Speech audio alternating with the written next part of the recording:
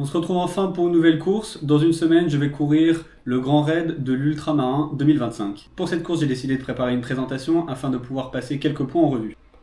Nous allons donc dans un premier temps parler de la présentation de la course, puis dans un second temps la stratégie nutritionnelle, et enfin un petit point sur le matériel, et nous finirons par la préparation physique. Dans un premier temps donc le parcours. Le tracé mesure 175 km pour un peu plus de 1200-1400 mètres de dénivelé positif. Nous ferons le tour du golfe du Morbihan en partant et en finissant à Vannes. Tout au long du parcours, il y aura différents points de passage, des ravitaillements et des bases de vie.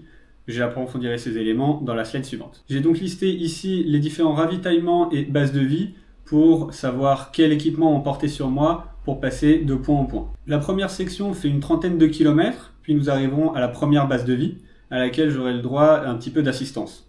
Étant donné que le départ est à 19h, la première base de vie sera également le bon moment pour passer en bonne nuit. Nous continuons avec la deuxième base de vie qui se trouve à peu près à la mi-course. À cette base de vie, je pourrai cette fois-ci repasser en mode jour puisque nous serons à peu près au lever du soleil. Entre ces bases de vie, nous aurons différents points de ravitaillement sur lesquels j'ai prévu de soit les sauter complètement, soit simplement manger, soit manger et boire.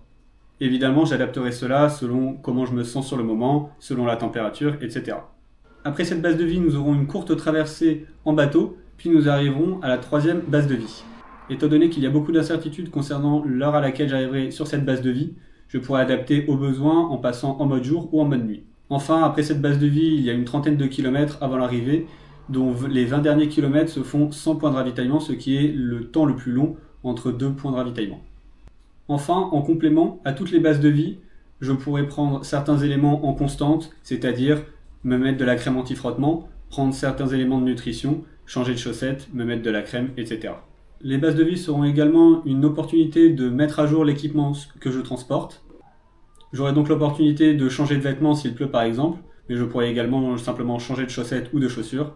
J'ai également prévu des lunettes de secours ou une frontale de secours en cas de problème. Une crème solaire évidemment car nous serons en plein été. Également j'ai prévu de prendre une batterie externe avec un câble de chargement pour ma montre puisque la durée de la course est supérieure à la durée de vie de ma batterie.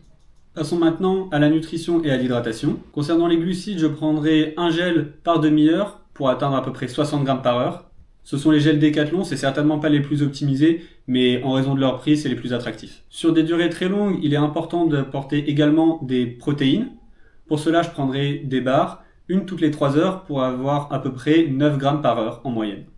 Dernièrement, je vais expérimenter avec de la caféine en prenant une gélule de 80 mg toutes les 3 heures. Je dis expérimenter car je n'ai pas l'habitude de prendre de la caféine au quotidien, mais évidemment tous ces éléments ont été utilisés à l'entraînement. Prendre une gélule toutes les 3 heures de 80 mg est assez peu, mais étant donné que je ne suis pas accoutumé, je pense que ce sera suffisant. Sur ce graphique, nous pouvons voir l'évolution du taux de caféine dans le corps en milligrammes par kilo de poids de corps. J'atteindrai donc une forme de plateau autour de 7 à 10 heures de course, mais il faudra le maintenir pour ne pas avoir de crash et pour continuer d'avoir les effets bénéfiques de la caféine. Enfin, en complément, j'aurai de la nourriture dite bonus, c'est-à-dire que je ne comptabilise pas dans ce programme de nutrition, mais qui sera évidemment le bienvenu le jour de la course. On peut penser aux ravitaux dans lesquels j'aurai de la nourriture principalement salée, et également en base de vie avec les éléments vus plus tôt. Concernant l'hydratation, j'ai beaucoup de mal à boire, donc je me forcerai à boire au moins 500 ml par heure. Je sais que c'est important, surtout avec les températures annoncées. Également, je prendrai une gélule d'électrolytes par heure pour complémenter ma nutrition qui en est dépourvue. Évidemment, cela sera adapté selon la température et surtout selon mon ressenti. Passons maintenant au matériel. Commençons d'abord par le matériel obligatoire. La liste a été transmise par l'organisation. La plupart des éléments sont assez logiques et pas du tout surprenants pour moi. Cependant, il y a certains éléments avec lesquels je ne suis pas tout à fait aligné. Par exemple, le kit couvert, je ne pense pas l'utiliser.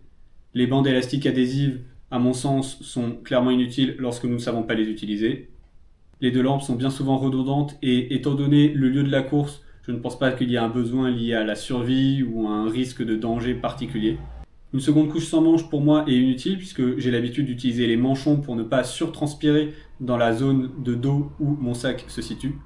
Enfin, la veste imperméable, selon la météo, peut se retrouver plus ou moins intéressante. En complément, il y a également un kit canicule qui pourra être activé, cependant je ne pense pas que ce sera le cas. Quand bien même, ce ne sont pas des éléments qui me poseraient problème. Donc ça c'était pour le matériel obligatoire. Maintenant, moi, de mon côté, j'emporterai mon sac et ma ceinture pour transporter tous les éléments du matériel obligatoire, mais aussi la nourriture. J'aurai au pied des Hoka Speedgoat avec des ASICS Gel Kayano qui sont plus larges, même s'il y a moins d'amortis, mais simplement pour pouvoir changer aux bases de vie au besoin. J'aurai un petit rappel de mes différents temps de passage que j'aurai imprimés et plastifiés pour pouvoir m'en souvenir tout au long de la course. Évidemment, batterie et chargeur que je prendrai et déposerai aux différentes bases de vie. Enfin, j'aurai mon petit iPod qui me permettra d'écouter de la musique au long de la course, ou plutôt lorsque j'en ressentirai le besoin. Maintenant, parlons de la préparation. Évidemment, on ne va pas se refaire les 6 mois de préparation qui ont précédé la course, on va simplement revoir certains éléments clés. On va également se concentrer uniquement sur la dernière période, puisque c'est le pic de ma préparation. Nous pouvons regarder le volume hebdomadaire, la semaine S-7 et une remise en jambe après une courte pause. À l'heure actuelle, nous sommes en S-1 et nous sommes bien évidemment dans l'affûtage. Mon volume hebdo a donc pic à un peu moins de 200 km par semaine et ma plus petite semaine lors de cette dernière phase de préparation était à 122 km. Évidemment, à ce moment-là, nous commençons l'affûtage. Un des points importants lors de cette préparation était les sorties longues. On peut revoir ici la mise en jambe en semaine S-7, un pic avec ce que j'appelle les sorties back-to-back longues, c'est-à-dire une sortie longue le samedi et une sortie longue le dimanche, qui a pour but de représenter un mini week-end choc. En S-5, cela a permis de faire 120 km en 30 heures, évidemment pas de course continue, simplement 2 sorties. Ma plus longue sortie continue était donc de 95 km. Je pense que cette sortie était un petit peu trop longue, j'ai un petit peu trop poussé, après un week-end précédent à 120 km et une sortie 2 semaines avant à 80 km. J'aurais mieux fait de prendre une petite semaine de récup, puis de repartir sur 2 semaines à bloc. Là, cela a amputé la fin de ma préparation où j'ai dû raccourcir de quelques kilomètres mes dernières sorties longues. Et enfin, on voit en S-2 et S-1 le début de l'affûtage avec une baisse significative du volume sur les sorties longues. Ce que ces graphiques illustrent, c'est également une grosse concentration du volume sur les week-ends. Cela est dû à au moins 2 raisons. Une première, c'est d'un point de vue organisationnel, c'est beaucoup plus simple de faire des sorties de plus de 2 heures le week-end plutôt que la semaine. Mais également, cela est dû à une volonté de ma part de travailler particulièrement sur cet aspect d'ultra-endurance, qui est un élément sur lequel j'avais besoin de progresser. Pour finir sur la préparation physique, j'ai également fait un petit peu de travail d'allure, avec du travail au seuil et à VO2 max. Évidemment, la durée de ces sorties a varié tout au long de la préparation. Également, je n'étais pas très fixé sur l'allure, car il était plus important pour moi de conserver un gros volume hebdomadaire et des sorties longues très longues, plutôt que gagner 10 secondes sur ma sortie au seuil. Bien que en début de prépa, ces 2 sorties soient scindées en 2, en fin de préparation, je les ai regroupées en réduisant un petit peu le volume, mais pour que cela soit plus facile à intégrer dans une semaine très chargée. Enfin, j'ai également fait un petit peu de renforcement, 1 à 2 sessions par semaine. Maintenant, c'est vrai que c'est pas l'élément sur lequel j'ai été le plus rigoureux, disons.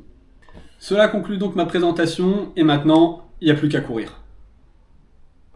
Pas mal ou pas?